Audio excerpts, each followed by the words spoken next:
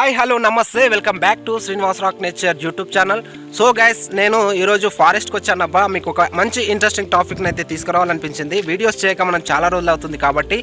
And by the way, నాకు కొంచెం health issues వల్ల వీడియోస్ అయితే చేయలేకపోయాను. రెగ్యులర్గా అయితే వీడియో అప్లోడ్ చేయడానికి నేను నా వంతుగా ట్రై చేస్తాను. సో ఫ్రెండ్స్, ఇప్పుడైతే వీడియోలోకి వెళ్ళిపోదాం. ఓకేనా, లెట్స్ మూవ్. సో గైస్, నేనైతే ఫారెస్ట్కి వచ్చానబ్బా. చూడండి, పూర్తిగా అయితే పూర్తిగా నల్లమల్ల ఫారెస్ట్ కంటే మన డేంజర్గా అనిపించేటటువంటి ఫారెస్ట్కి వచ్చాను. చూడండి, మనకి ఇక్కడ ఒక చెవికి డ్యామ్ అని అంటారు ఫ్రెండ్స్. ఇది ఓవరాల్గా ఇండియాలో ఉన్నటువంటి ఫారెస్ట్లలో నిర్మించేటటువంటి ఆయకట్టలు అని అంటారు.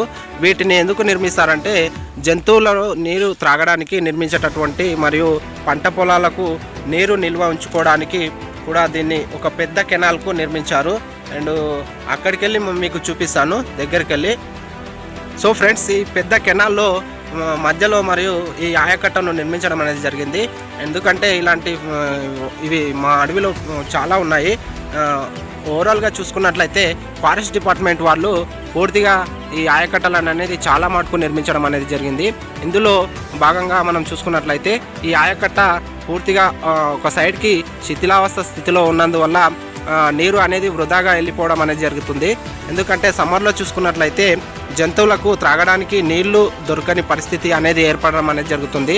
అండ్ చూడండి ఫ్రెండ్స్, సో ఫ్రెండ్స్, ఈ చౌకి డ్యామ్ల వల్ల ఇక్కడ ఉన్నటువంటి గ్రౌండ్ వాటర్ స్టోర్ అయ్యి మరియు పూర్తిగా జంతువులకు అనేది చాలా ఉపయోగకరంగా ఉంటుందని నేను అనుకుంటున్నాను.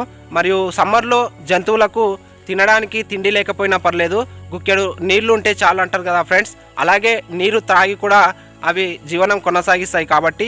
అండ్ చెవి డ్యామ్ల నిర్మాణం అనేది మన ఫారెస్ట్ డిపార్ట్మెంట్ తీసుకున్నటువంటి చొరవ చాలా అద్భుతమని చెప్పవచ్చు. మరియు అక్కడ ఉన్నటువంటి గోడపై కొంచెం డ్యామేజ్ అయింది. ఇలాంటివి మా ఫారెస్ట్లో చాలా ఉన్నాయి.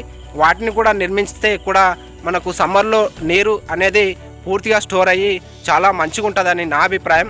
సో ఫ్రెండ్స్, యానిమల్ చట్టం ప్రకారం 1960 చట్టం ప్రకారం సెక్షన్ 11 చూసుకున్నట్లయితే ప్రతి ఒక్క భారతీయుడు కానివ్వండి, ప్రతి ఒక్కరూ క్రూర జంతువుల పట్ల మరియు ప్రేమానురాగాలను కలిగి ఉండడం అనేది జరగాలి.